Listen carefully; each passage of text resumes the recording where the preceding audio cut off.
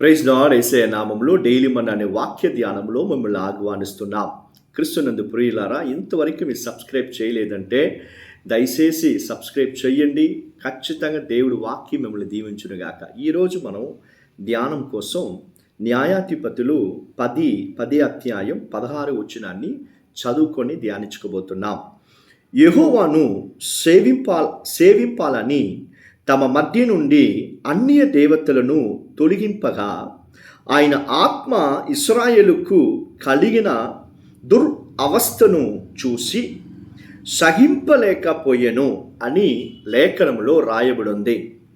ఇశ్రాయేల్ ప్రజలు మీ న్యాయాధిపతి పుస్తకంలో చదివారంటే కొన్ని రోజులు దేవుడి దగ్గర మంచిగా ఉంటారు, దేవుణ్ణి ఆరాధిస్తాడు, మంచిగా దేవుడికి లోబడి ఉంటారు. తర్వాత ఏదో ఒక పాపం చేసి అన్య దేవతల్ని పూజించి పాపంలో పడిపోతారు. అలా జరిగినప్పుడు ఏదో ఒక రాజు వచ్చి వాళ్ళని బానిసలుగా మార్చేస్తారు. అక్కడ వాళ్ళ దగ్గర పోయి కష్టపడేటప్పుడు మళ్ళీ దేవుడి దగ్గరికి వస్తారు. ఇదే న్యాయాధిపతి పుస్తకంలో అంతా చదివండి, ఇదే జరుగుతూ ఉంటుంది. యెహోషువ చనిపోయిన తర్వాత అదేలాగా ఇప్పుడు దేవుడు చెప్తున్నాడు చూడండి, దేవుణ్ణి వాళ్ళు సేవించాలి అంటే, ఆరాధించాలంటే వాళ్ళ మధ్యలో ఉండే అన్య దేవతలని వాళ్ళు విడిచిపెట్టాలి. అప్పుడే వాళ్ళు దేవుని ఆరాధించగలరు, దేవుడి కోసం నిలబడగలరు. వాళ్ళు అలాగ దేవుని ఆరాధించేటప్పుడు దేవుడు ఏం చేస్తున్నారు చూడండి, వాళ్ళ అవస్థలను చూసి, వాళ్ళ దురవస్థలను చూసి ఆయన కనికరిస్తున్నారు, వాళ్ళని విడుదల పరుస్తున్నారు. క్రీస్తునందు ప్రియులారా, ఆరాధన అనేది ఎక్కువ స్వరముతో ఎగిరి అక్కడ జంప్ చేసి ఇక్కడ జంప్ చేసి డ్యాన్సులాడి పాడి ఆరాధించేది మాత్రం కాదు. బుద్ధి కలిగిన ఆరాధన అంటే ఏంటంటే, యెహోవా దేవుడికి, మనం రక్షించిన దేవుడికి ఇష్టం లేని కార్యాన్ని విడిచిపెట్టాలి. మన మధ్యలోంచి తీసివేసి దేవుడికి మనం భయభక్తిగా కలిగి తర్వాత మీ దేవుణ్ణి ఆరాధించి చూడండి, మీరు చాలా ధన్యులుగా మారిపోతారు. దేవుడు మనల్ని ఆశీర్వదిస్తారు. ఆయన చూపు, ఆయన కనికరం మన జీవితం పైన పడుతుంది. ఆయన మనల్ని వర్ధల చేసేలాగా ఆయన మనల్ని ఆశీర్వదిస్తారు. క్రీస్తునందు ప్రియులారా, how you are worshipping your Lord. దేవుని మీరు ఎలాగ ఆరాధిస్తున్నారు? ఒకవేళ మనం ఆత్మతో ఆరాధిస్తున్నామని చెప్పొచ్చు, ఆత్మతోనూ ఆరాధించాలి. దేవుడి మధ్యలో దేవుడు మనల్ని చూస్తున్నాడని చెప్పి భయభక్తిలో యథార్థంగా కూడా ఆరాధించాలి. Your worship should be very faithful అంటూ యువర్ గాడ్. మీరు ఫెయిత్ఫుల్గా దేవుని ఆరాధించేదంటే ఏంటంటే, దేవుడికి ఇష్టం లేని కార్యాలు, ఇష్టం లేని చూపు, ఇష్టం లేని మాటలు, ఇష్టం లేని నీ యాటిట్యూడ్ ఇవన్నీ మార్చుకొని విడిచిపెట్టి నీ మధ్యలోంచి తొలగించి తర్వాత నువ్వు దేవుని ఆరాధించేటప్పుడు నువ్వు ఆశీర్వాదాన్ని పొందుకుంటావు.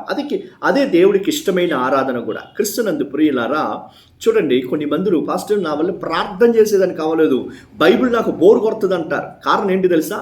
దేవుడికి ఇష్టం లేని కార్యం ఏదో ఒకటి వాళ్ళ జీవితంలో మరుగై ఉంటుంది.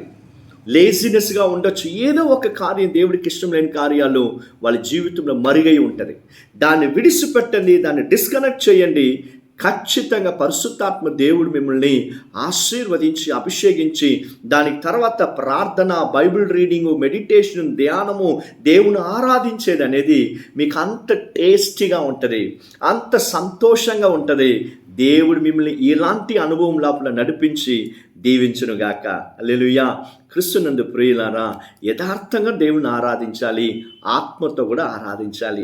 మీరు అలాగ ఆరాధించేటప్పుడు నీ అవస్థని దేవుడు చూస్తారు, నీ ఒక కన్నీటిని దేవుడు చూస్తారు, నీ ఒక ఒంటరితనాన్ని దేవుడు చూసి చేయి పట్టి ఆయన నేను పైకి లేపి నేను ఆశీర్వదించి స్థిరంగా నిలబడేలాగా దేవుడు చేయబోతున్నారు. హల్లెలూయా. ప్రార్థన చేసుకుందామా?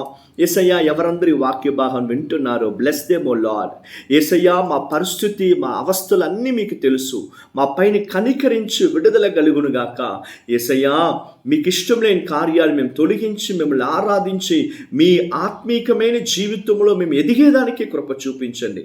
ఈ వాక్య భాగం విని ఒక్కొక్క పిల్లల్ని, వాళ్ళ చేతి ప్రయాసాన్ని, వాళ్ళ కుటుంబాలని ఆశీర్వదించండి అయ్యా. ఈరోజు మీ బిడ్డలు చేతి పట్టుకొని చేసే ఏ పనులైనా యేసయ్యా మీ చిత్త ప్రకారంగా ఆశీర్వదించండి.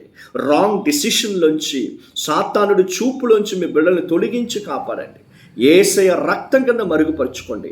యేసయ్య నామములో మీ రక్తంతో కలిగే సమాధానం మీ పిల్లల హృదయంలో, అయ్యా కుటుంబాల్లో కలుగునుగాక. Bless them O Lord. యేసయ్య నామములో ప్రార్థన చేసి అడుగుతున్నాం తండ్రి. ఆమేన్. ఆమేన్. God bless you all.